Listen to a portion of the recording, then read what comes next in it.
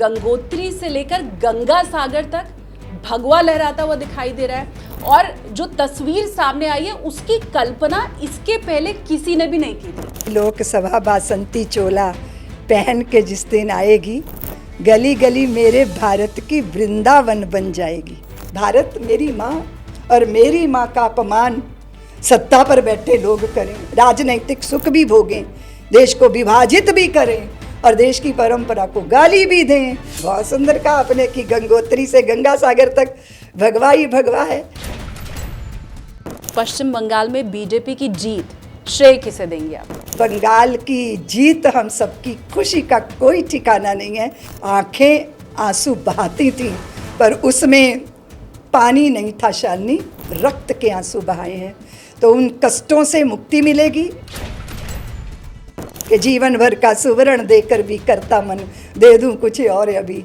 भक्ति भाव अर्जन लो, शक्ति साध सर्जन लो, अर्पित है अंतर मन अहम का विसर्जन लो। स्वप्न ले लो, जागरण ले लो, चिर संचित श्रम साधन देकर भी करता मन दे दूं कुछ और अभी। ऐसी देने वाली, भरने वाली, पूर्ण करने वाली उनके हाथ में नेतृत्व होगा तो देश बहुत सुंदर, अच्छी व्यवस्था, संवेदनशील व्यवस्था का साक्षी बनेगा। ममता बनर्जी हैं तो उनके लिए भी इतनी खूबसूरत आपकी बातें क्या रहेंगी? उनके लिए आप ये कहेंगी कि वो लेने वाली नहीं देने वाली रही है? अब मैं नाम लूंगी तो बवाल हो जाएगा। ममता दीदी का बिना नाम लिए आपने पूतना और ताड़का से की है उनकी तुलना। ममता के पास ममता कहाँ है शालिनी? अगर ममता के पास ममता होती तो क्या उस प्रदेश के लोग ऐसा बोलते कि सेना जब चली जाएगी तब हमारा क्या होगा? आपकी जनता भय में जी रही है। हिंदुओं ने सबक सिखाया है। हम खाली भजन करने वाले ही नहीं हैं, हम दिशाएं बदलने वाले भी हैं। हम परिस्थितियों को बदलना जानते हैं। क्या चुनावों के वक्त इतनी बड़ी संख्या में बड़े नेताओं का हिंदू खतरे में है, ये बोलना ठीक है क्या? ये तो होना ही चाहिए। इसे सुनने के लिए तो कान तरस रहे थे कि कोई तो आए जो हिंदुओं के दर्द को भी समझे। ममता बनर्जी, उनकी उम्र 71 साल की हो गई है। उनकी राजनीति बची रह पाएगी अगले इलेक्शन के लिए? क्या ये होना चाहिए कि उत्तर प्रदेश में एक बार फिर से भगवाधारी योगी जी मुख्यमंत्री बने? कि 4 कदम आगे बढ़े हो, पीछे मत लौट जाना, क्योंकि आगे ही बढ़ना है, अग्रसर होना है। अपने प्रदेश के मान को, सम्मान को बहुत ऊंचा ले जाना है। छोड़ना मत, चरण पकड़े रहना। अभी तो हमें कृष्ण जन्मभूमि चाहिए शालिनी। अभी तो हमें काशी के विश्वनाथ बाबा है ना, जो नंदी जिधर मुंह करके बैठे हैं, ठीक बात। उसकी भी तो प्रतीक्षा है। आप तो काशी की बेटी हैं।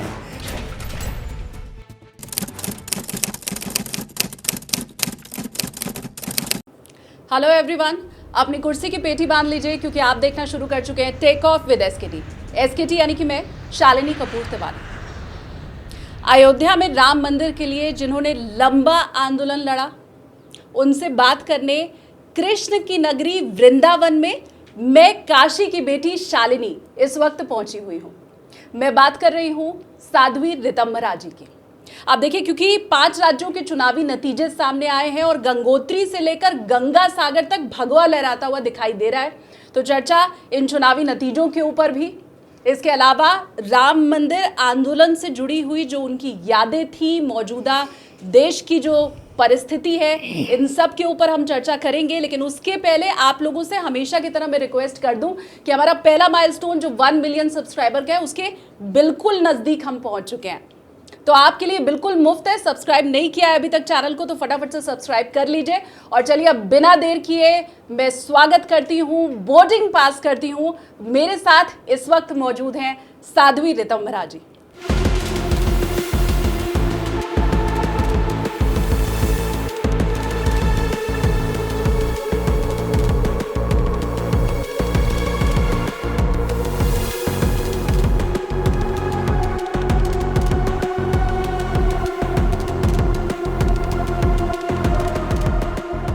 राधे राधे। राधे राधे शालिनी, कैसी हो? एकदम बढ़िया, आप बताइए। बहुत अच्छा है। जैसा मैंने ओपनिंग में भी कहा कि गंगोत्री से लेकर गंगा सागर तक भगवा लहराता हुआ दिखाई दे रहा है और जो तस्वीर सामने आई है उसकी कल्पना इसके पहले किसी ने भी नहीं की थी। तो आपकी प्रतिक्रिया सबसे पहली? मैंने बहुत साल पहले ये कहा था कि लोकसभा बासंती चोला पहन के जिस दिन आएगी, गली गली मेरे भारत की वृंदावन बन जाएगी। भारतीय जनता पार्टी बंगाल के अंदर जीत रही है अभी, लेकिन हिंदू समाज का उत्पीड़न, उसकी उपेक्षा, उसका दमन भारत के अंदर आज़ादी के इतने सालों बाद भी ये हृदय को पीड़ा देता है, क्योंकि हिंदू समाज, सनातनी जगत वो जगत है जिसने जड़ जंगम सबका ख्याल रखा, जिसने चींटी में भी ब्रह्मा पर्यंत आब्रह्म कीट जननी, यानी अगर नन्ही चींटी को देख लिया, ब्रह्मा जी को देख लिया, उसमें जगदम्बा का ही दर्शन किया। ऐसी दृष्टि रखने वाला समाज जो कभी भी किसी की विचारधारा, किसी की अपने विश्वास, उनकी अपनी मान्यताएं, उसमें हस्तक्षेप नहीं करता, और ये सब देख के उसको वो है भी नहीं समझता, उसको उपेक्षणीय नहीं समझता। सब में ईश्वर का दर्शन करने वाला समाज अपनी धरती पर अपमानित हो, उपेक्षित हो। हमारी हिंदू स्त्रियां, नारियां वो विह्वल होकर, व्याकुल होकर विलाप करें, और ये सब हम होता देखते रहें, इसलिए कि हमें नहीं लेना देना कुछ राजनीति से। लेकिन राजनीतिक सत्ता, राजनीतिक लोगों के हाथ में जो पावर होती है, उसका तो दुरुपयोग भी होता है, सदुपयोग भी होता है। इसलिए शक्ति उनके हाथ में होनी चाहिए जो शक्ति का उपयोग देश के लिए करें, समाज के लिए करें, सबको सुखी करने के लिए करें। उनके हृदय में किसी तरह का न जातीय भेद हो, और ना सांप्रदायिक, ना धर्म, ना मजहब, ना पंथ। हम भारतीय हैं, इस नाते प्रत्येक व्यक्ति के चेहरे पे मुस्कान आनी चाहिए, अंतिम व्यक्ति के होठों पर भी मुस्कान होनी चाहिए। कैसे होगी? जब उसके सपने पूरे होंगे। तो ये आशा भारतीय जनता पार्टी से रही, और भारतीय जनता पार्टी ने अयोध्या में श्री राम जन्मभूमि के आंदोलन का पक्ष लिया, वो पक्षधर बने। उसके पक्ष में पूरे भारत के अंदर वातावरण का निर्माण करने के लिए माननीय आडवाणी जी रथ यात्रा लेकर निकले, लगातार, और फिर देश के प्रधानमंत्री नरेंद्र भाई ने वहाँ भूमि पूजन किया, मंदिर में प्राण प्रतिष्ठा के वो साक्षी बने, और जब धर्म ध्वजा चढ़ी वो उनको सौभाग्य मिल गया। तो भारत क्या चाहता है? भारत चाहता है मेरी आत्मा का पोषण हो, मेरे मन को समझा जाए, मेरे प्राणों को संचरण करने की एक वायुमंडल बने, एक वातावरण बने, यही तो चाहता है। सत्ता में भागीदारी वो कभी चाहता नहीं। सत्ता के अंदर लोगों को लाने के बाद वो अपनी जिम्मेदारी से मुक्त होके, निश्चिंत होके अपने कर्तव्यों में लग जाता है। लेकिन आप लगातार भारत की परंपरा को गाली दें, आप श्री राम कहने वालों को अपना दुश्मन समझने लग जाएं, ये तो हद हो गई। ये तो राजनीतिक विरोध नहीं, और मतलब एक पार्टी का विरोध करते करते आप भारत का विरोध करने लग गए। आप भारत की प्राण सत्ता को जो है उसको सही दृष्टि से नहीं देखा। ये सारी परिस्थितियां जैसी देश के अंदर व्याकुलता रही, आप जानती हैं शालिनी की राम जानकी रथ पे हमेशा पहरे रहे। हमेशा हमारी जितनी भी शोभा यात्रा, आज भी शोभा यात्राएं निकलती हैं तो एक सुरक्षा वहाँ होनी चाहिए। सुरक्षा वहाँ ज़्यादा होती है जहाँ हमारे धर्म को मानने वाले लोग नहीं हैं। पश्चिम बंगाल में तो एकदम स्पष्ट तस्वीर इसकी रही है। हद है। आप इसको कहते हैं ना बेशर्मी, इसको बेशर्मी कहते हैं शालिनी, क्योंकि आपने जब देश का विभाजन किया तो धर्म के नाम पर, मजहब के नाम पर किया। उसके बाद हम अपनी माँ की भुजा कट जाएं या उनके शीश पर चोट आ जाए, किस बच्चे को अच्छा लगता है? हमने तो भारत को भूमि नहीं समझा मात्र, तो हमारी माँ है, वो तो चिन्मयी सत्ता है, वो तो स्वयं बातें करती है। वो काननों में, वो मंदिरों में, वो खेतों में, वो शिल्प में, वो कला में, वो गीतों में, वो संगीतों में, वो मंदिर की घंटियों में, वो हमारी प्रार्थनाओं में और हमारे आर्तनाद में हमारी माँ बोलती है। और हम जब कभी संकट में आते हैं शालिनी, तो हम ये नहीं कहते माँ हम जाग जाएं, हम कहते हैं माँ तुम जाग जाओ। तुम जागोगी ना तो तेरी संतानों को भी बोध होगा, वो बोधपूर्ण दैविक बुद्धि की स्वामिनी बनेगी।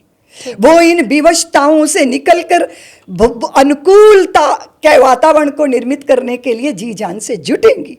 इसलिए भारत मेरी माँ और मेरी माँ का अपमान सत्ता पर बैठे लोग करें, राजनैतिक सुख भी भोगें, देश को विभाजित भी करें और देश की परंपरा को गाली भी दें, और वो जो मौन साधक है, वो जो चुप रहता है, वो जो कष्ट को भी चुपचाप झेलने की जिसकी आदत पड़ गई, आप उसका अपमान करते जाओगे कब तक? इसलिए श्री राम जन्मभूमि के आंदोलन ने हम सब के हृदयों को झकझोरा, जागृत किया, और हमने गीत गाए कि कंकर कंकर शंकर इसका प्राण प्राण में गीता है, जीवन की धड़कन रामायण पग पग पर बनी पुनीता है, यदि राम नहीं है सांसों में तो जीवन का घट रीता है, नरनार श्री पुरुषोत्तम का हम मंदिर भव्य बनाएंगे, सौगंध राम की खाते हैं मंदिर वहीं बनाएंगे जहां मेरे राम जी का प्रादुर्भाव हुआ, जहां वो प्रकटे। और उस चेतना ने पूरे भारत के अंदर उस भूमि को तैयार किया, बुनियाद बनी शालिनी, वो हमारा आधार बना।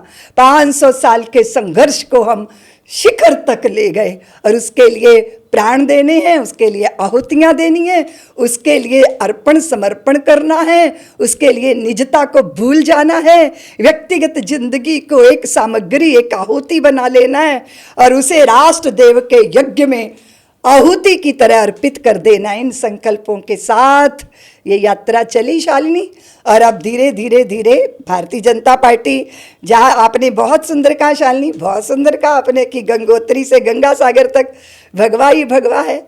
अब हमारी बीच का पूरा रास्ता देख लीजिए ना आप, जहाँ गंगोत्री से शुरुआत करेंगी तो उत्तराखंड हो गया, फिर उत्तर प्रदेश हो गया, फिर बिहार हो गया, फिर जैसे ही आप बढ़ते हैं बंगाल आ गया, गंगा सागर तक पहुंच गए, बीजेपी की हर जगह सरकार पहुंच गए। और अभी घर घर में गंगा होनी चाहिए, पावनता की, पवित्रता की, सच्चरित्रता की, और अपने जीवन को शुचिता से भरकर अपने देश का श्रृंगार करने की अवसर मिल जाए तो मेरे भारतवासी पीछे नहीं रहते शालिनी। बंगाल वाले आगे बढ़ेंगे, बंगाल वाले आगे बढ़ेंगे, समृद्धि की तरफ बढ़ेंगे, सौमनस्यता की तरफ बढ़ेंगे और सुरक्षा की तरफ बढ़ेंगे। दुर्गा पूजा बिना डर के वहां हो पाएगी, बिना भय के होगी, और बहुत सारी जिम्मेदारी सरकारों की होती है, बहुत सारी जिम्मेदारी स्वयं की होती है, स्वयं की जिम्मेदारी होती है शालिनी। हम जो चुनाव करते हैं ना, वही हमारा भाग्य बनता है।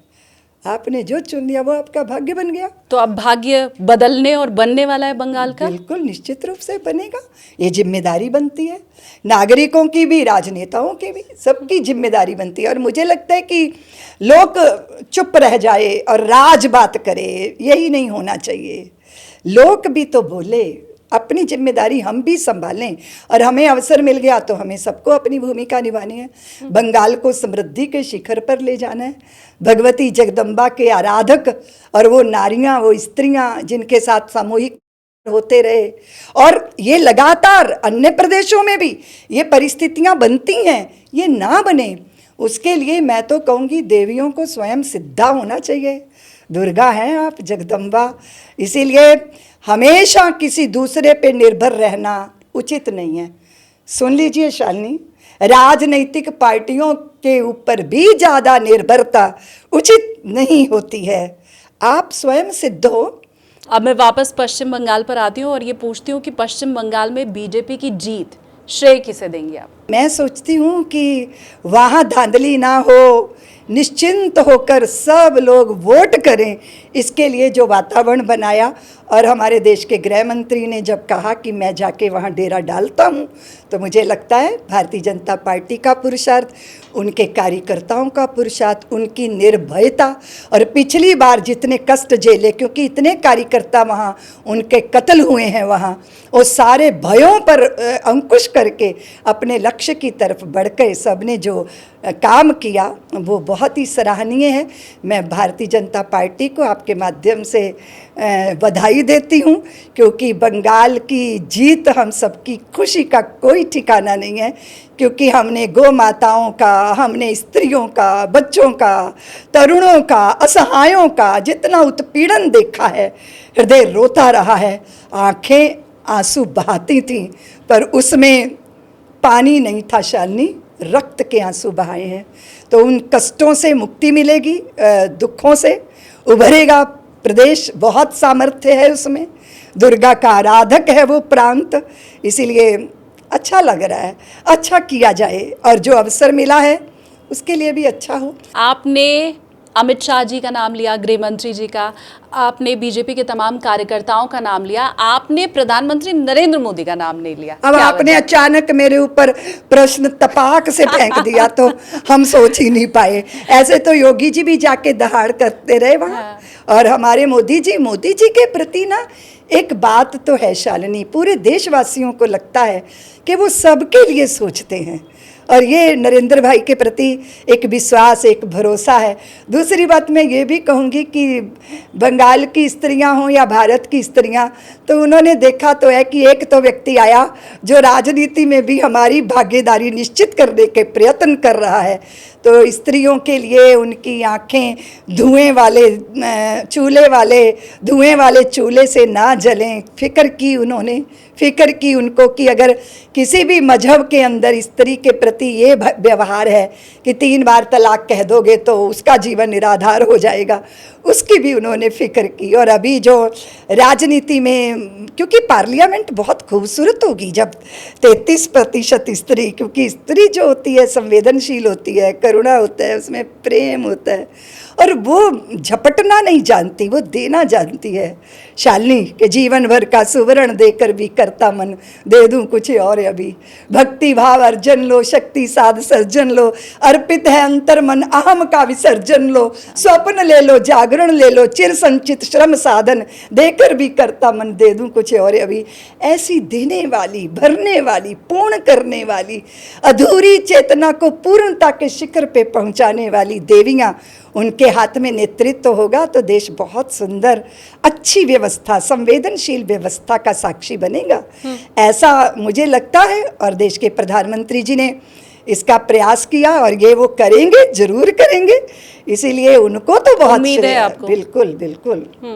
आपने कहा स्त्रियां लेने वाली नहीं होती हैं, देने वाली होती हैं। आपने कहा स्त्रियां जब प्रतिनिधित्व करेंगी तो देश की तस्वीर अलग होगी। आपने कहा स्त्रियां ममता भी होती हैं, शांत भी होती हैं, इतनी खूबियां आपने स्त्रियों की बताई। फिर पश्चिम बंगाल की मुख्यमंत्री अभी से नहीं, बीते बरसों से एक स्त्री हैं, ममता बनर्जी हैं, तो उनके लिए भी इतनी खूबसूरत आपकी बातें क्या रहेंगी? उनके लिए आप ये कहेंगी कि वो लेने वाली नहीं, देने वाली रही है पश्चिम बंगाल में? नहीं तो ऐसे मैं कैसे कह दूंगी उनके लिए? अगर उन्होंने ये किया होता तो उनका प्रांत इतने दुख में क्यों होता? तो ये तो अपवाद होते हैं ना, पश्चिम बंगाल ऐसे तो अपवाद। पहले शालिनी मेरे प्रश्न का उत्तर दो कि कुछ लोग तो अपवाद की तरह होते हैं ना। अब मैं नाम लूंगी तो बवाल हो जाएगा, तो मैं लूंगी नहीं, मैं विवादित कोई बात कहूंगी नहीं। लेकिन बहुत सारी स्त्रियां ऐसी हैं जो विचित्र सी भूमिका में थी।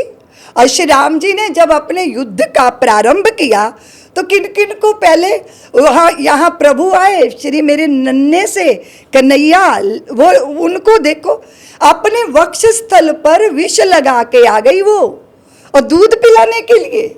बड़ी ममता की मूर्ति थी वो तो, लेकिन पूतना थी वो, पिलाने आई दूध थी, लेकिन अपने स्तनों पर विष लगाकर कन्हैया को मारने के लिए आई थी। तो उन्होंने भी अपने यज्ञ का प्रारंभ उनसे किया।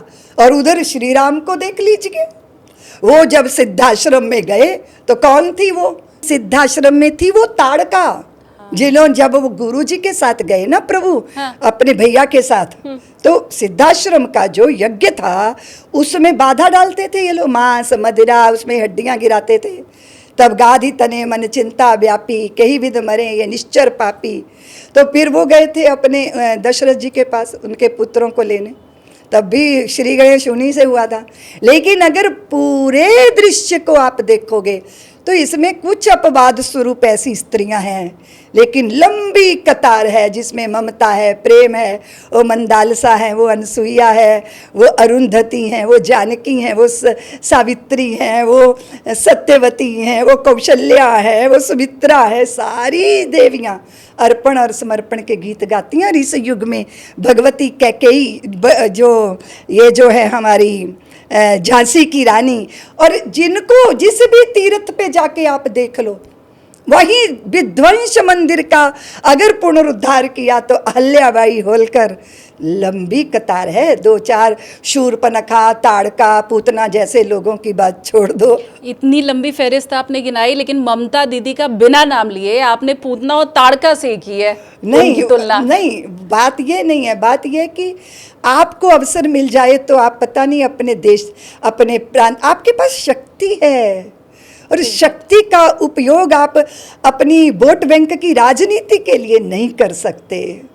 शक्ति जब आपके हाथ में आती है तो आपकी जिम्मेदारी बनती है आप सबके साथ न्याय करो। इसलिए मैंने कहा कि बहुत बड़ा प्रमाण है जिसमें स्त्री को नेतृत्व करना चाहिए। अब ममता जी के साथ तुलना करके फंसा रही हो शालिनी मुझको। नहीं, बिल्कुल मेरी ऐसी कोशिश नहीं है, लेकिन मैं ये ज़रूर आपसे जानना चाहती हूँ, क्योंकि बहुत से लोगों का ये कहना है, इसलिए मैं आपकी भी इसके ऊपर राय जानना चाहती हूँ कि क्या आप भी ये मानती हैं कि पश्चिम बंगाल में सदियों बाद कोई ऐसी सरकार आई है जो अब हिंदुओं के लिए सोचेगी? निश्चित रूप से। पहले वहाँ कम्युनिस्टों की सरकार थी, उसके बाद ये गुंडागर्दी के बल पर, बदमाशी के बल पर, पुलिस को अपने हथकंडे, पुलिस के माध्यम से आप जनता के जवान को बंद कर दो। अभी भी कई लोग डर रहे थे कि अभी देखिए सेना आई हुई है, जब ये चली जाएगी तब हमारा क्या होगा। ठीक बात। तो ममता के पास ममता कहाँ है शालिनी? अगर ममता के पास ममता होती तो क्या उस प्रदेश के लोग ऐसा बोलते कि सेना जब चली जाएगी तब हमारा क्या होगा? यही सत्य है शालिनी, यही दर्द है जो जनता के मुख से निकला। ये दर्द कभी निकलता नहीं था क्योंकि मृत्यु का भय, सब कुछ लुट जाने का भय, आपकी जनता भय में जी रही है। इससे बड़ी आपकी असफलता क्या हो सकती है? भले ही आप चुनाव जीतते जाओ या जो कुछ मर्जी करो, पर आपकी जनता भयभीत है, वो सुखी नहीं है। पैमाना क्या है शालिनी आपकी सफलता का? कि एन के एन प्रकार एन जीत जाना, या सत्ता पे कब्जा बनाए रखना, या फिर आपकी सफलता का एक ये पैमाना कि आपकी आधी रात में भी आपकी पुत्री आपकी सड़क पर सुरक्षित अनुभव करती है। सबको लगता है हमारे साथ न्याय हुआ, हमें मिलने में देर हो जाएगी, लेकिन दृष्टि है हम पर। यही होना चाहिए ना, मुखिया मुख सो चाहिए, खान पान सो एक, पाले पोसे सकल अंग, तुलसी सहित विवेक। ये प्रत्येक राजनेता का, स्त्री हो या पुरुष, उसका ये कर्तव्य बनता है। आपने कहा सफलता का पैमाना येन केन प्रकारेण सत्ता नहीं होना चाहिए। विपक्ष भी यही कह रहा है कि बीजेपी येन केन प्रकारेण सिर्फ हिंदू मुसलमान करके ही राजनीति में आ सकती है, अगर ये ध्रुवीकरण ना किया जाए तो कभी भगवा नहीं लहराएगा। नहीं, ऐसा नहीं है। वो अपनी तरह से, सब लोग अपनी तरह अपनी हिसाब से तर्क दे लेते हैं। हाँ। लेकिन भाजपा से ये डराकर जो सत्ता में बने रहे कि भारतीय जनता पार्टी आएगी तो ये हिंदुओं का ही क्या, अभी तक देश के प्रधानमंत्री जी ने हिंदुओं का ही पोषण किया है। प्रत्येक समाज को, मजहब को, प्रत्येक पंथ संप्रदाय के सबकी भावनाओं का सम्मान करते हुए तो कांग्रेस ने और अन्य विपक्षी दलों ने हमेशा भारतीय जनता पार्टी का हुआ समाज के सामने खड़ा किया और मुसलमानों को डरा डरा के उनको मात्र वोट बैंक बना के उनको मूर्ख बनाने का काम करती रही राजनीतिक पार्टियां। ये क्या उचित है? बिल्कुल उचित नहीं है। आप क्यों स्वयं वोट बैंक बन के समाज की मुख्य धारा से अलग हो? और फिर कुछ लोग आपका तुष्टीकरण करते, आपकी जायज नाजायज हर बात को मानते हुए और बहुसंख्यक समाज की उपेक्षा करते हुए कब तक राजनीति की रोटियां सेकी जाएंगी? और आप तो जानती हैं शालिनी, समय तो आता है, ये समय चक्र है, ये घूमता है, ये काल चक्र है, ये किसी को नहीं बख्शता। सबके कर्मों का हिसाब किताब होता है और उसमें पक्ष हो या विपक्ष, दोनों की बात कह रही हूँ मैं। यही संसार का, परमात्मा का या सृष्टि का या अस्तित्व का सत्य है कि आप सबको प्रसन्न रखिए, लेकिन बहुसंख्यक समाज को आप गाली देके राजनीति की रोटी सेकोगे, क्या वो सही है? अगर धर्मनिरपेक्षता के आप बल पर राजनीति कर रहे हो तो हिंदू समाज को गाली देना इसमें जरूरी है?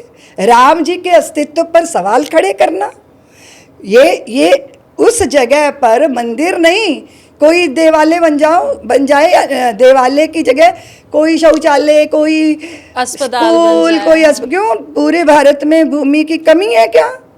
मतलब इतने बड़े समाज की उपेक्षा करके राजनीति की रोटियां आज़ादी के बाद से सेकी जा रही हैं, उस पर भी तो चर्चा होनी चाहिए कि ये क्या हुआ। आप भारत की आत्मा को मारकर कब तक, क्योंकि बिना प्राणों के, बिना आत्मा के, बिना अस्तित्व के तो किसी के जीवन क्या कोई खिलावट हो नहीं सकती। ऐसा है शालिनी, हरी भरी बेल तभी रहती है जब मूल से जुड़ी रहती है। मूल इस देश का सनातन है, श्री राम हैं, श्री कृष्ण हैं, वही हैं, वो रोम रोम में रमे हैं। उनके बिना हमारा जीवन अधूरा है शालिनी। बिना राम के आदर्शों का चरमोत्कर्ष कहाँ है, और बिना राम के भारत भर में भारतवर्ष कहाँ है। आप राम को गाली दे रहे, आप हमारी परंपरा को गाली दे रहे, और आप पनपते जा रहे हैं। कब तक कुकुरमुत्तों की तरह, कब तक आप सबको धोखा देंगे, छल करेंगे? कब तक आप भारत की आत्मा का दमन करके इस शरीर के पोषण करने का दम्भ भरेंगे? तो जनता जागी है, हिंदू जागा है, अपने अस्तित्व को लेके जागा है, अपनी गौरवपूर्ण परंपरा को लेके जागा है। और शालिनी सचमुच गौरवपूर्ण परंपरा है हमारी।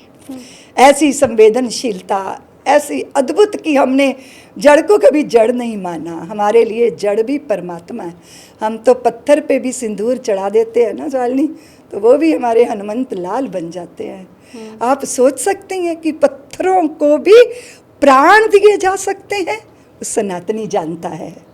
तो अपने देश में अपमानित होकर बहुत काल हुआ, बहुत लंबा समय बीता, अब उभर रहे हैं धीरे धीरे। सजग रहना चाहिए। जैसे ही चुनावी नतीजे आने शुरू हुए, शुभेंदु अधिकारी का जो पहला रिएक्शन सामने आया, उसमें शुभेंदु अधिकारी ने ये कहा है कि हिंदुओं ने सबक सिखाया है। ये पहला रिएक्शन शुभेंदु अधिकारी का रहा है। तो क्या वाकई पश्चिम बंगाल के मैंडेट को इस नजरिए से देखा जाना चाहिए कि हिंदुओं ने सबक सिखाया है? निश्चित रूप से हिंदुओं ने सबक सिखाया। हिंदुओं ने दमन उत्पीड़न को झेलते झेलते बहुत आंसू बहाए।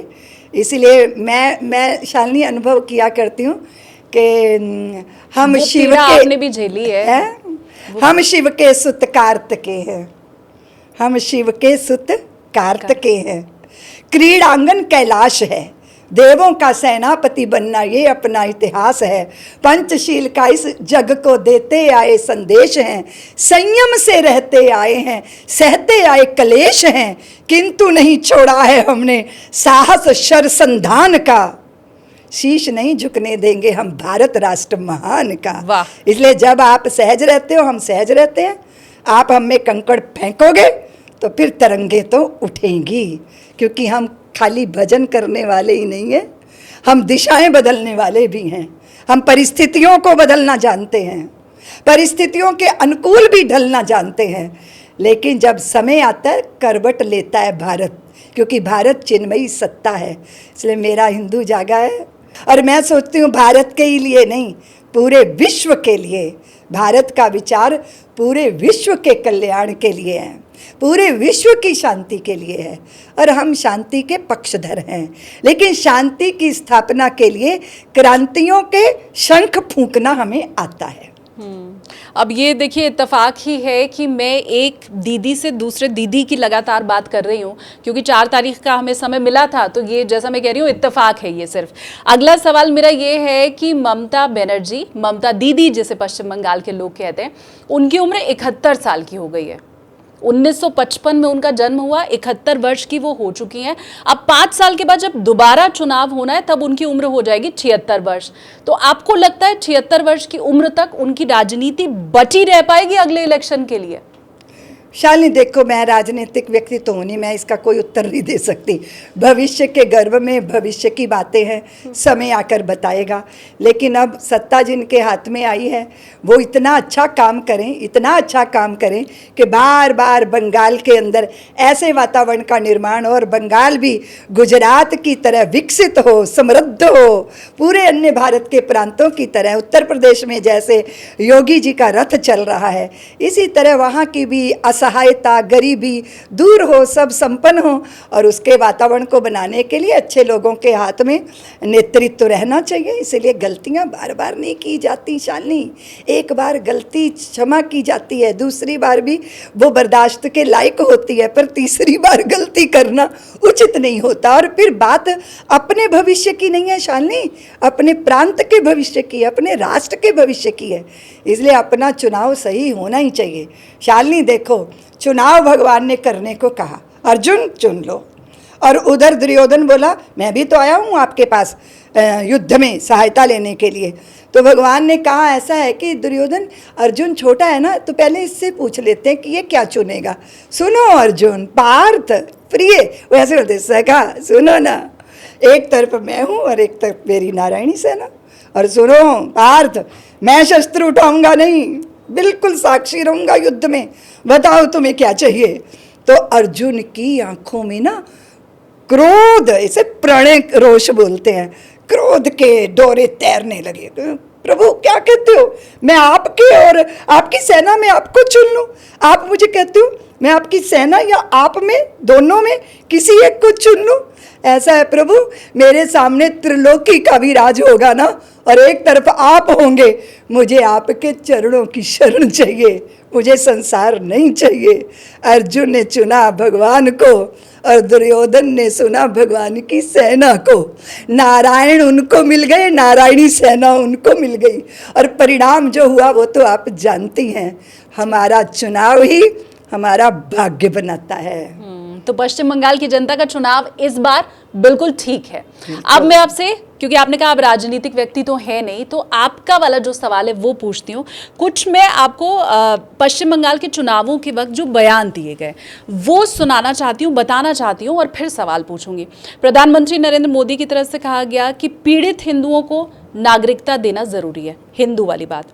शुभेंदु अधिकारी ने कहा राज्य में हिंदू खतरे में है। सवाल मेरा ये कि क्या चुनावों के वक्त इतनी बड़ी संख्या में बड़े नेताओं का हिंदू मुसलमान करना ठीक है क्या? हिंदू खतरे में है ये बोलना ठीक है क्या? निश्चित रूप से ठीक है। बहुत संख्यक समाज खतरे में हो, उसकी अस्मिता खतरे में हो, बंगाल से धक्के मार मार के निकाला जाए, सामूहिक उसके ऊपर अत्याचार हो, स्त्रियों के साथ हों, उनके साथ उन्हें आग में झोंका जाए। भारत में अगर वो आते हैं तो उनको धन्यता मिले, भारत भूमि आंचल है उनका, अपनी माँ के आंचल में आए, वो सुख पाएं। और हिंदू समाज इतने अत्याचार को झेलते झेलते झेलते मृत प्राया हो जाए, नष्ट प्राया हो जाए, ये उचित नहीं है। कोई तो मिला हमें, हमारी हिंदू कोख की, जननी की कोख से जन्मा, जिसने हिंदू के दर्द को समझा और उस दर्द को व्यक्त किया, और उस दर्द की स्वयं दवा बन गए। क्यों नहीं कहा जाना चाहिए? क्योंकि ये राष्ट्र पार्टीशन के बाद, विभाजन के बाद स्वाभाविकता हिंदुओं का राष्ट्र है। हमारे लिए विश्व में शालिनी कोई जगह नहीं है, कोई जगह नहीं है। धर्म की दृष्टि से हम सनातनी हैं, कौन सा हमारा राष्ट्र है सारी संसार में भारत भूमि के अतिरिक्त? इसलिए भारत भूमि पे हिंदुओं के ऊपर हो रहे अत्याचार की बात राजनैतिक हमारी भारतीय जनता पार्टी ने, या प्रधानमंत्री जी ने, या गृह मंत्री जी ने, या माननीय योगी जी ने, शुभेंदु जी ने सामने रखी। ये तो होना ही चाहिए। इसके लिए तो, इसे सुनने के लिए तो कान तरस रहे थे कि कोई तो आए जो हिंदुओं के दर्द को भी समझे। इसीलिए, और जब चुनाव करना है, चुनाव का समय है, उस समय यही ज्वलंत मुद्दे हैं कि जो मूल समाज है, जो मुख्य समाज है, जो बहुसंख्यक भी कहीं कहीं अल्पसंख्यक हो चुका है। आप देखो ना कितने प्रांत हैं जो हिंदुओं से विहीन हो चुके हैं। कब तक हम ये कन्वर्जन हो रहा है, भय से, प्रलोभन से डराया जा रहा है, धमकाया जा रहा है और दमन किया जा रहा है। तो ये सब तो बहुत ज़रूरी था हिंदुओं को बताना कि तुम्हारी दुर्दशा से अगर कोई तुम्हें निकाल सकता है तो ऊपर से तारणहार नहीं आएगा, स्वयं का तारणहार स्वयं बनना पड़ेगा। और ये ललकार के कहा गया, हिंदू समाज ने निर्णय कर लिया कि हम अब अपना उद्धार करेंगे, स्वयं का उद्धार। स्वयं का कल्याण, अपनी सनातन परंपरा की सुरक्षा के लिए राजनैतिक ताकत हमारे हाथ में होनी चाहिए। जो बहुसंख्यक समाज का सम्मान करता है उसके हाथ में होनी चाहिए। बहुत सुंदर बात है, अच्छी बात है।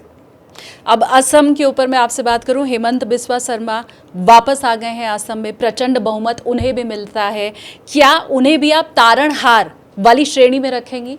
नहीं, मैं तो नहीं, मैंने जनता को कहा है स्वयं अपने तारणहार बनो। मैं क्या कह रही हूँ, स्वयं अपने तारणहार बनो। हाँ। आप जागृत रहो, संगठित रहो, सजग रहो अपने भविष्य के प्रति, राष्ट्र के भविष्य के प्रति, तो आप स्वयं के तारणहार हो जाओगे। असम के मुख्यमंत्री जी बहुत स्पष्ट थे, उनकी स्पष्टता का उनको प्रसाद मिला है, उनकी तेजस्विता का उनको प्रसाद मिला है। वो नीर चीर विवेक करना जानते हैं शालिनी। उन्हें पता है अत्याचार कौन कर रहा है और अत्याचार कौन झेल रहा है। उन्हें पता है कि प्रवृत्ति सबकी कैसी है, कौन सा समाज की प्रवृत्ति कैसी है। तो ऐसा नेतृत्व मिला असम को और उनकी तेजस्विता उनको ले आई भारतीय जनता पार्टी की नीतियाँ। और देखो शालिनी, अगर कोई परकीय प्रबल होता है तो हिंदू पर अत्याचार होता है, लेकिन हिंदू शक्तिवान बनता है तो किसी पर अत्याचार नहीं होता। इतना स्पष्ट फर्क कोई भी निष्पक्ष व्यक्ति सोच के बताए कि हिंदू के पास, हिंदू समाज के पास शक्ति आती है तो सब सुरक्षित हो जाते हैं, लेकिन किसी और के पास शक्ति जाती है तो हिंदू समाज पर अत्याचार होते हैं। इस सत्य को कोई झुठला के मुझे बता दे जरा कि हिंदू ने किसी पे अत्याचार किए, हिंदू ने किसी के साथ सामूहिक एक पूरा समूह बनाकर कहीं आक्रमण कर किया।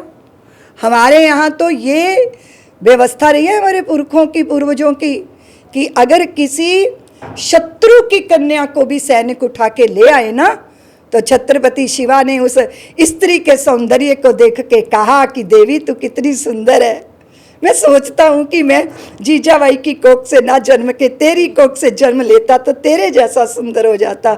जहाँ सौंदर्य का दर्शन हो वहाँ जगदम्बा या अपनी जननी याद आ जाए, ऐसे संस्कार वाले हैं हम।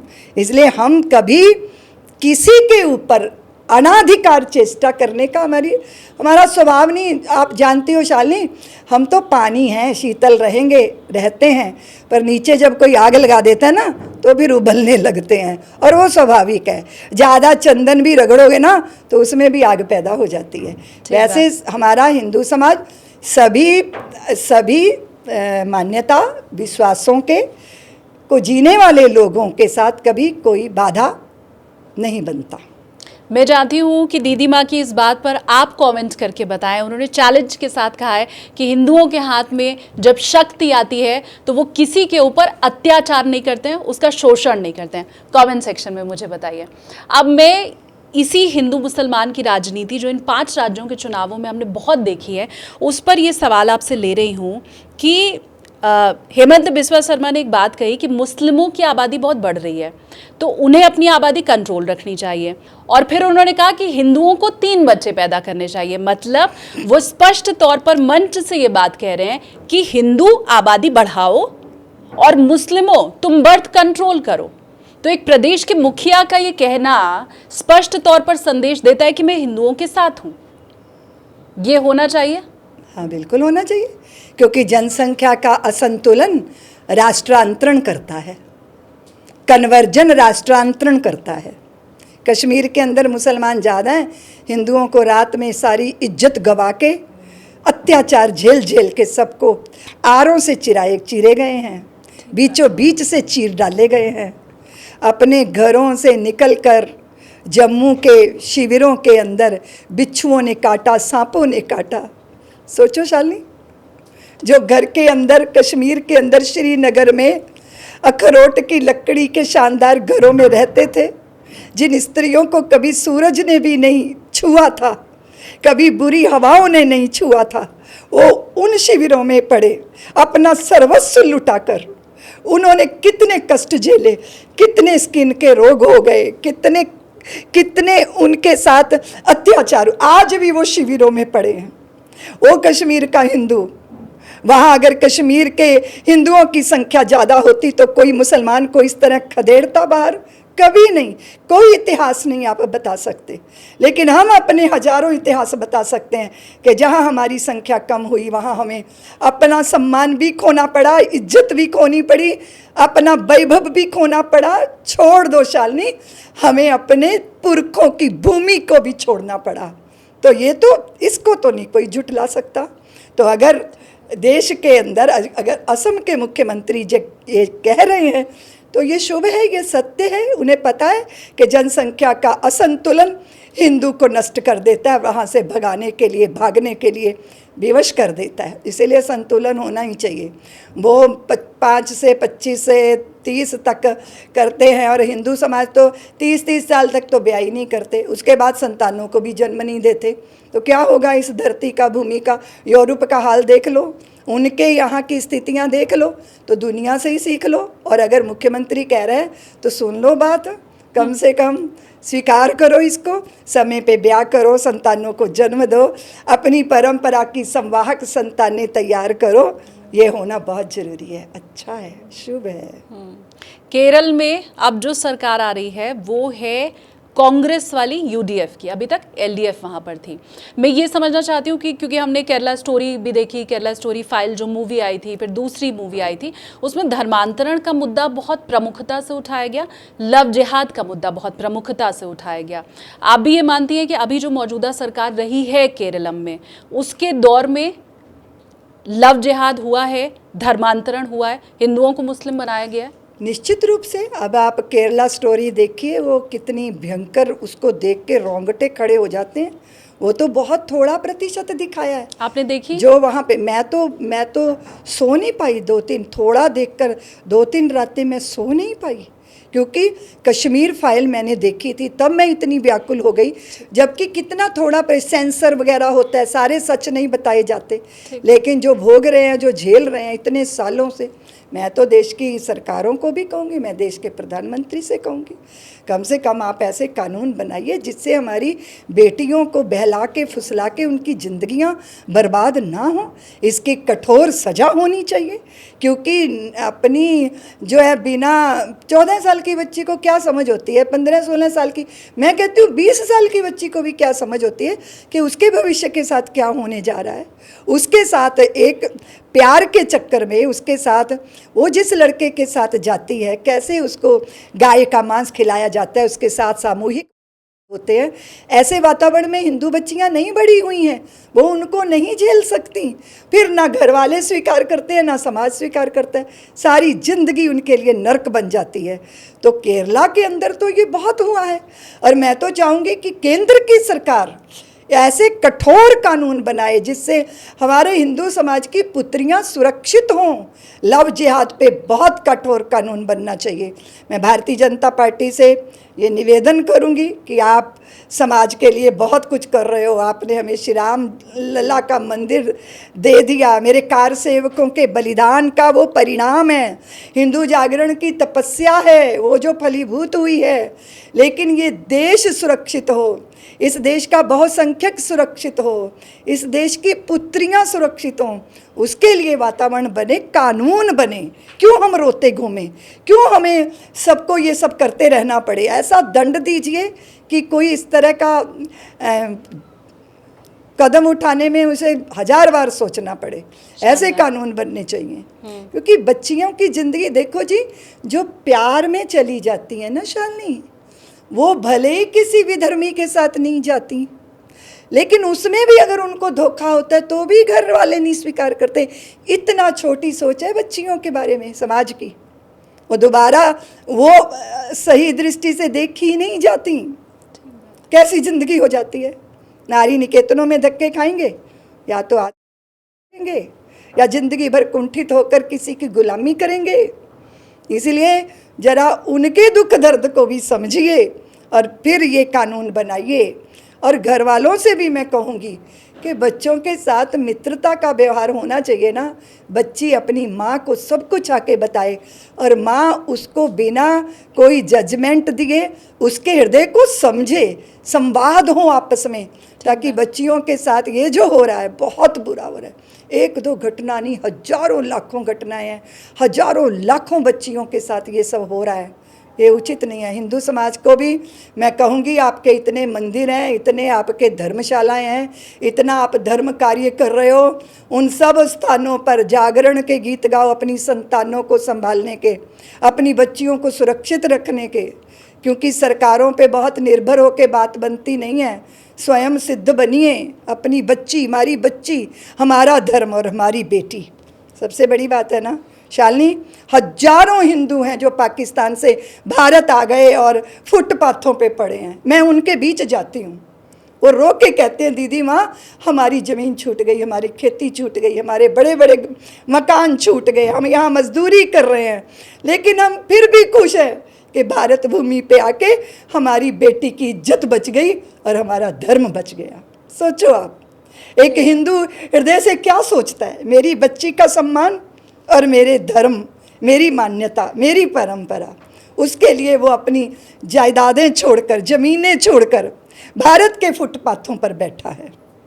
तो हमारे लिए ये महनीय बात, महत्वपूर्ण बात है। ठीक बात। अगर आप भी दीदी माँ की इस बात के समर्थन में हैं कि लव जिहाद पर कड़ा कानून बनना चाहिए, केंद्र सरकार इस पर कानून बनाए, मुझे कमेंट करके आप ज़रूर बताएं। मुझे दो बात आपकी बड़ी अच्छी लगी, एक तो ये जो आपने लव जिहाद पर कानून की बात कही, और दूसरा हेमंत बिस्वा शर्मा को जो वोट मिला है, सत्ता मिली है, आपने उसको प्रसाद कहा। बड़ी सुंदर दो बातें आपने अभी कही हैं। हम तो ये सोचते हैं, मेरा व्यूवर जो देख रहा है वो भी ये सोचता है कि लॉ एंड ऑर्डर वो तो राज्य का और सरकार का काम है, तो वो हमें सुरक्षा देंगे, रात में लड़कियां महफूज घूम पाएंगी, ये सरकारों की तरफ से होगा। हम तो यही मानते हैं। हाँ, ये सरकारों की तरफ से होगा, लेकिन जो घर घर में संतानें तैयार हो रही हैं, जो किसी स्त्री को देख के उसको सिर्फ शरीर समझती हैं, उनको कौन बताएगा? उनकी माँ बताएगी कि वो स्त्री भोग्या ही नहीं है, वो जननी है, वो महनीय है, वो साधारण नहीं है।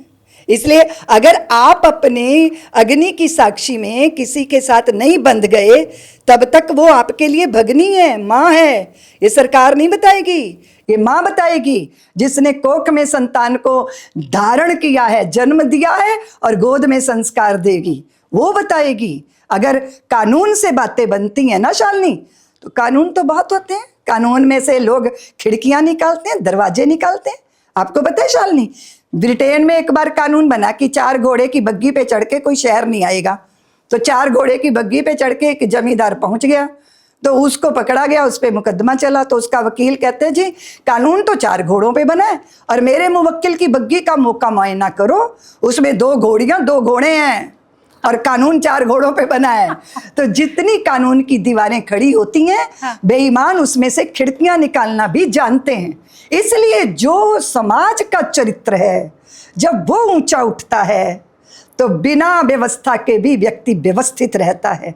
इसलिए मैंने कहा कि खाली सरकारों की जिम्मेदारी थोड़ी है, हम सबकी जिम्मेदारी है। ऐसी संतानें क्यों नहीं तैयार होनी चाहिए? भारत की स्त्रियों को अपने पुत्रों को बताना चाहिए कि तेरा जीवन कैसे, तेरा चरित्र कैसे, तेरे श्री राम कैसे थे, जिन्होंने एक भगवती जानकी के अतिरिक्त कभी किसी दूसरी स्त्री की तरफ वासना की दृष्टि से नहीं देखा। कौन बताएगा शालिनी? ये तो माँ बताएगी ना। कि स्वामी विवेकानंद जी, उनको भी एक इटली की स्त्री ने प्रस्ताव दिया था कि विवेकानंद बड़े खूबसूरत हो, बुद्धिमान भी हो, मैं भी बड़ी सुंदर हूँ, मेरा हाथ पकड़ लो, तेरे जैसा बच्चा पैदा कर दूंगी, तेरे जैसा पुत्र। तो विवेकानंद ने कहा, देवी मेरे जैसा तो मैं ही हूँ, इकलौता, अकेला, अद्वितीय, कोई मेरे जैसा नहीं है। अभी इसी क्षण से मुझे अपना पुत्र स्वीकारो। उन्होंने सोचना नहीं था, क्योंकि वो स्पष्ट थे। और भारत की संतानों को भी ऐसा होना चाहिए। और ये सरकारों का काम नहीं है, समाज की जिम्मेदारी है, परिवार की जिम्मेदारी है। हाँ, सरकारें सहयोग कर सकती हैं हमें माहौल देने में। मैं थोड़ा कंफ्यूज हूँ, इसलिए मैं चाहती हूँ आप मुझे और समझाएं। कंफ्यूज मैं इसलिए हूँ कि क्या फिर वो लड़के जो हैं, वो लड़के जो गलत काम कर रहे हैं, हम क्या उनकी माओं को जिम्मेदार ठहरा रहे हैं क्या? उनकी माताएं, स्कूल का वातावरण, शिक्षा के घर, समाज का पूरा ताना बाना और लचर कानून व्यवस्था, दंडनियों को दंड ना देना, वंदनियों का वंदन ना करना, ये सब कारण हैं। एक कारण नहीं है, सब मिलकर कारण हैं कि हम अपने चरित्र की प्रामाणिकता के साथ, उसकी तेजस्वी, उसकी आर पार पारदर्शिता के साथ शिष्य जैसा जीवन, उसके लिए सब जिम्मेदार हैं। कोई ऐसे आप बच्चे के साथ नहीं कर सकते कि घर वाले कहें स्कूल की जिम्मेदारी है, स्कूल वाले कहें घर वालों की जिम्मेदारी है, समाज कहे सरकारों की जिम्मेदारी है, सरकारें कहें समाज की जिम्मेदारी है। पर एक अडल्ट अगर गलत काम कर रहा है तो ये तो उसकी खुद की जिम्मेदारी है, नहीं?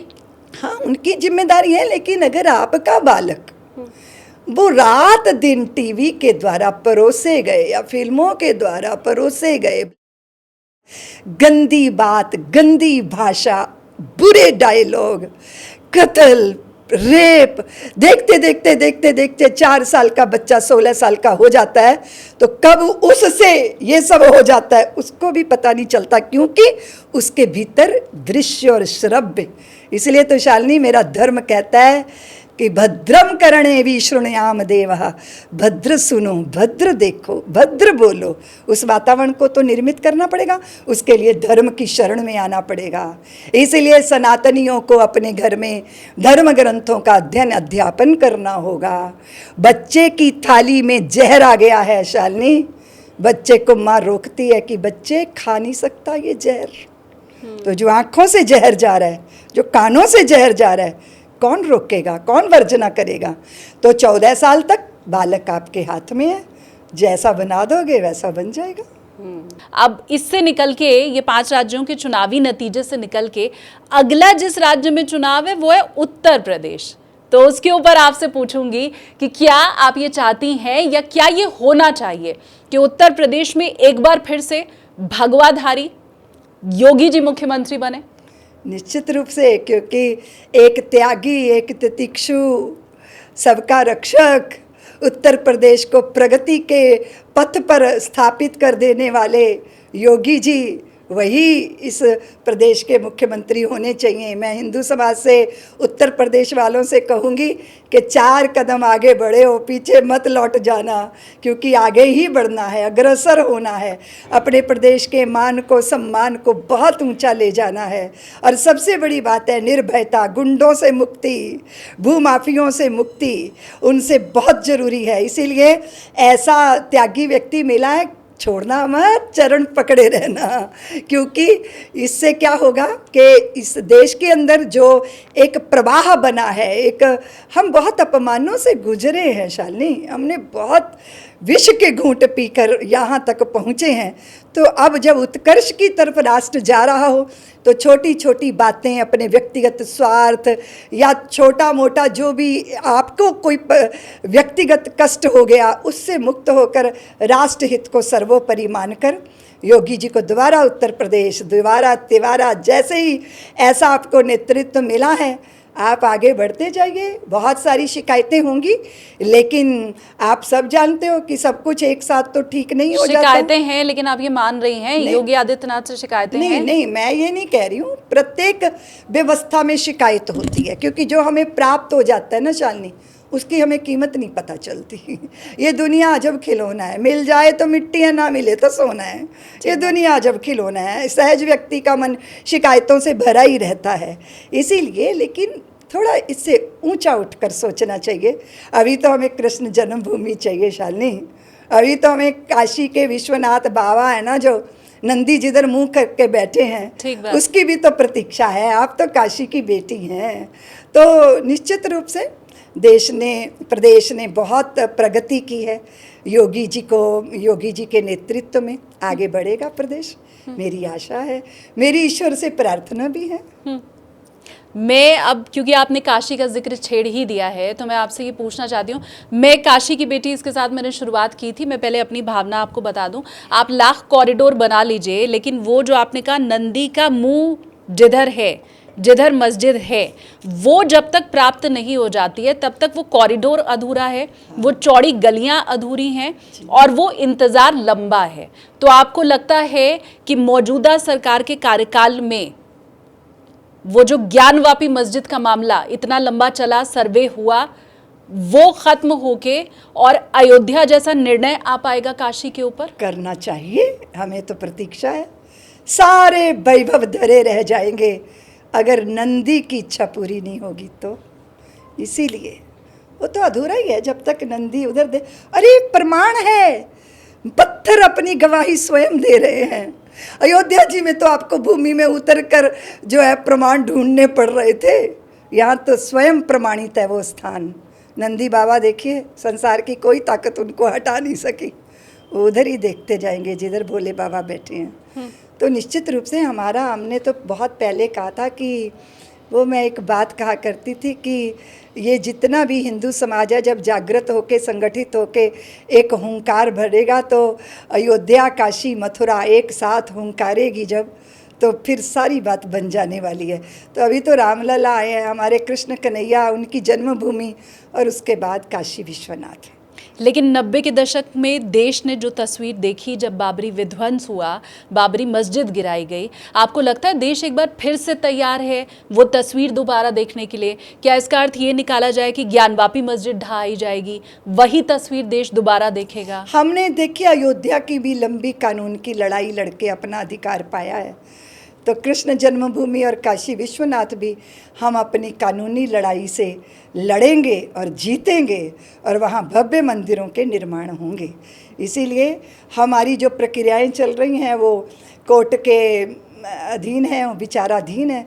हमें प्रतीक्षा है न्याय की, न्याय हमें मिलेगा, क्योंकि हम अनाधिकार चेष्टा तो कर नहीं रहे, हम किसी की भूमि पर दावे कर नहीं रहे। हमारी भूमि हम स्वयं अपना अधिकार चाहते हैं और उसके लिए कानूनी लड़ाइयाँ लड़ रहे हैं, और हमें बहुत भरोसा है कि जल्दी हमारे पक्ष में निर्णय आएगा। राम जन्मभूमि वाला जो पूरा आंदोलन चला और आपने जो इतने कष्ट झेले, उस समय सरकार मदद नहीं कर रही थी। अभी लगता है इस काम में योगी सरकार मदद करेगी, केंद्र सरकार मदद करेगी? लेकिन मुझे ऐसा लगता है कि कानून अपनी गति से चलता है, लेकिन अनुकूलताएं होती हैं, समाज की चाह प्रकट होती है, तो फिर वहाँ बैठे हुए अधिकारी भी तो मनुष्य ही हैं, वो भी तो देखते ही होंगे। फैसले तो बहुत सालों पहले आ जाते, लेकिन राजनीतिक सत्ता उनके हाथ में थी जो सनातन के विरोधी रहे, इसलिए कोई निर्णय नहीं आया।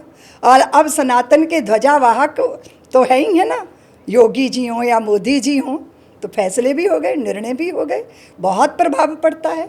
इसीलिए मैंने हमेशा ही कहा है कि राजनीतिक शक्तियाँ अपने हाथ में होनी चाहिए, उनके हाथ में होनी चाहिए जो उदार हैं, जो निष्पक्ष हैं, जो राष्ट्रहित को सर्वोपरि मानते हैं, जो भारत की सेनाओं को सुरक्षित रखते हैं, और जो विश्व की किसी भी चुनौती को स्वीकार करके अपने बल पर, अपनी शर्तों पर टिके रहते हैं।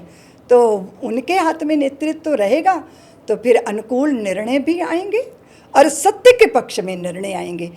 सत्य तो सब जानते हैं, लेकिन निर्णय आए, उसके फैसले हों, उसका वातावरण भी तो होता ही है ना, उसका प्रभाव तो पड़ता ही होगा। क्यों शालिनी, आप बताओ? हाँ बिल्कुल, 100% इसका असर पड़ता है।